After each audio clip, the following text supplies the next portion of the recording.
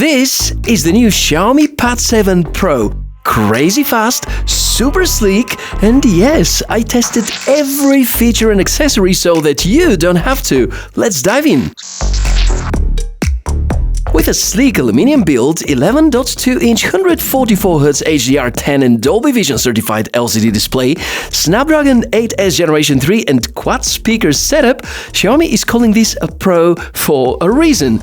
On the other hand, it's worth mentioning that it is the first time the Pro line makes its way to the global market, and unlike its Chinese release, there is no LTE module involved, which is somewhat disappointing. Alright, time for productivity check. There is a USB 3 port, we have USB to HDMI cable, trying to find out whether it supports external monitor, and apparently the answer is yes. It does, which is great news, especially if you want to use it for writing a lot of articles or convenient browsing, multitasking, even some lightweight video editing. Now, the only remark I have here is that external monitor is supported in mirrored mode, which is somewhat limiting.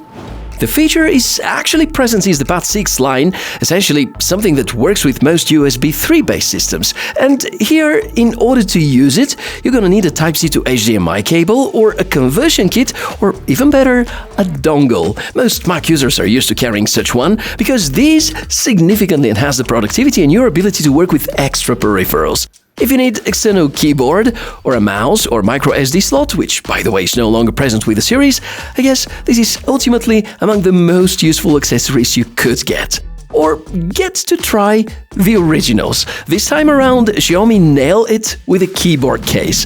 As slim as the Pad 6 line, but the layout is different, and the setup makes the tablet look and feel like a true small-sized laptop. If you wonder whether this is any useful, well, it's hard for me to stress on the convenience of having such kind of a lightweight and tiny portable computer with you all the time. It's so easy for writing scripts, doing a lot of email work, and I've used my keyboard on the Pad 5 for such a long time that the keystrokes can already tell stories. It attaches to the tablet via a magnet, therefore you can detach it easily and at any point of time, and has a touchpad inbuilt, so if this is the kind of accessory you often would rely on and are comfortable with, it's available. A stylus option is present too. This is the component I've tested the least, because I primarily use it for signing documents or sketching. I'm just too bad at drawing, you know. This one has inductive charging and comes with a replacement tip. Concerning the build quality, Xiaomi once again have done a remarkable job. Pad 7 Pro feels premium. Clean matte aluminum finish, flat edges and just 6.18mm thin. It certainly has this high-end, no creaks, no flex vibe, and the weight balance, solid. The speaker cuts are 4 in total. There's the power button and the volume rockers on the side. You can see the Dolby Vision and Atmos logos. Looks like this generation is not released with the Harman Kardon's blessing, but even without such a stamp, the audio experience is very remarkable.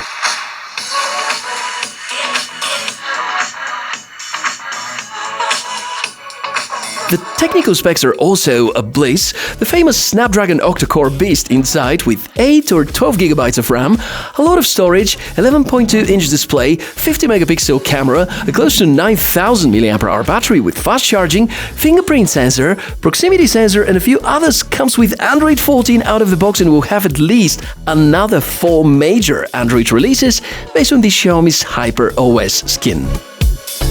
A fun fact to share with you, and it's mostly based on the technical specs from the past generations, but now whatever we get with the Pro edition is equivalent to what in previous years was arriving with the non-Pro version.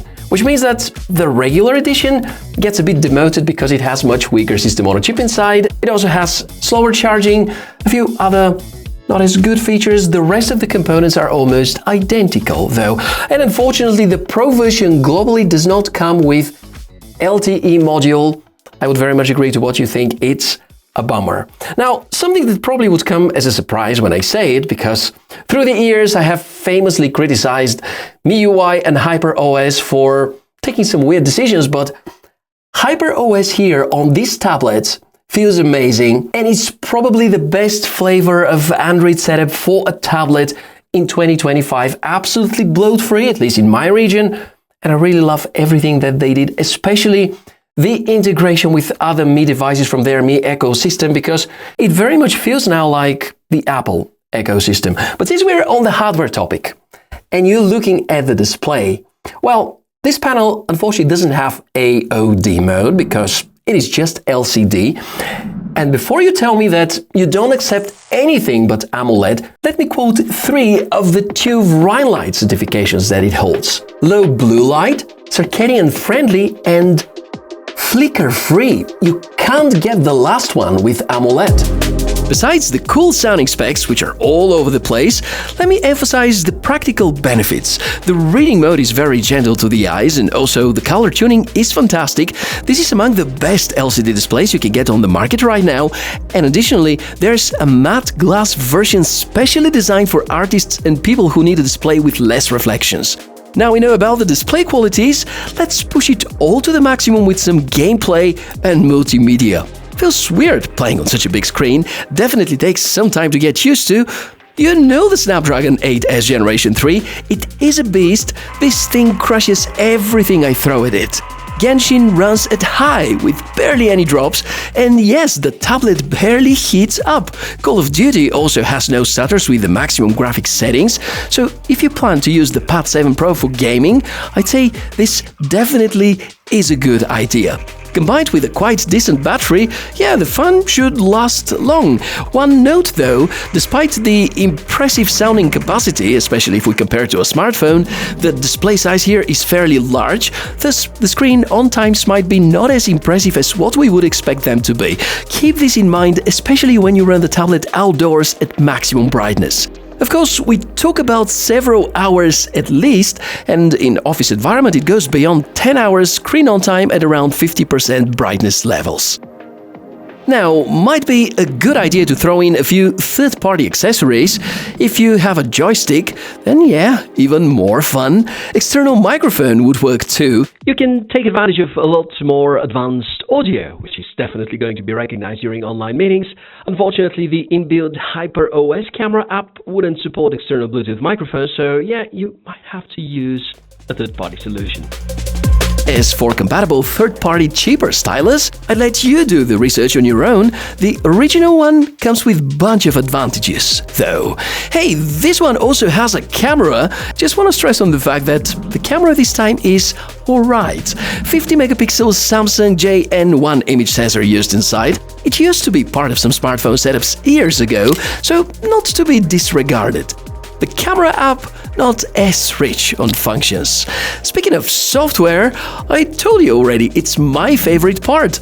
Desktop-like optimized, keeping the good from HyperOS, but adding a lot of interesting new options, including the Conference Tools 2.0, the Mi ecosystem integration, the wireless display extension option, and many others.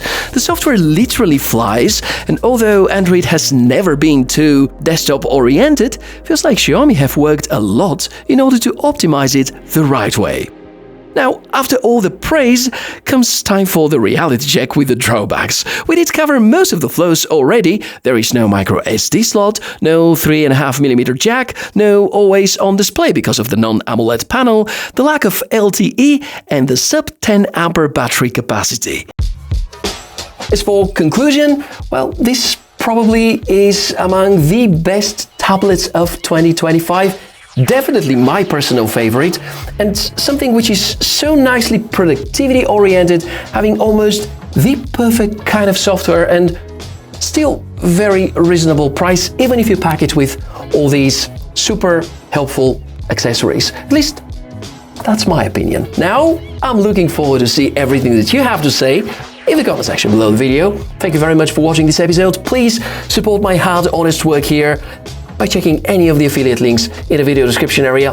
I'm the Tech Mishka. It's been such a pleasure to be around. Hopefully you feel the same way too, and I can't wait to see you in the next video. Bye!